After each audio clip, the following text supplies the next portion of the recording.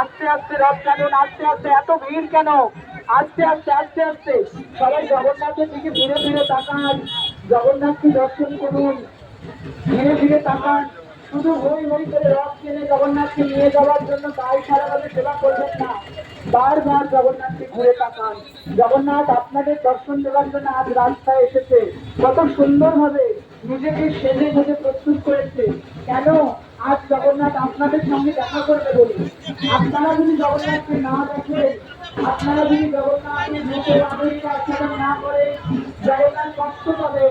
বারবার ঘুরে ঘুরে তাকান জগন্নাথকে, আর জগন্নাথকে বলুন, প্রভু আজ তোমার অপূর্ব সুন্দর লাগছে, তুমি কত সুন্দর দৃশ্য দেশে এসেছো আমাদেরকে দর্শন দেওয়ার জন্য, নিজে কষ্ট করে এসেছো।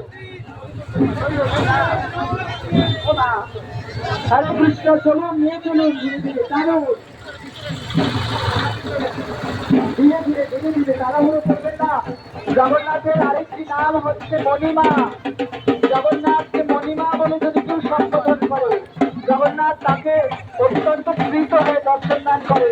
তা আমরাও উড়িয়া ভাষায় মণিমার কথার অর্থ হচ্ছে, মণিমা কথার অর্থ রাজা বিরাজ।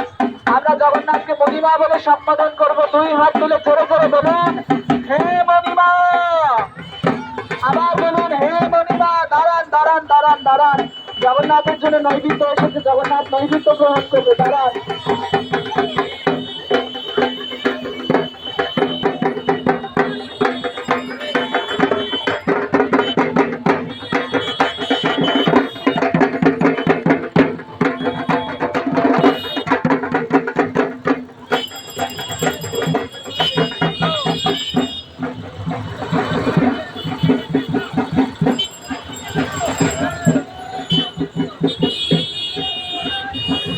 টানুন টানুন রথ টানুন, ধীরে ধীরে ধীরে ধীরে রথ টানুন।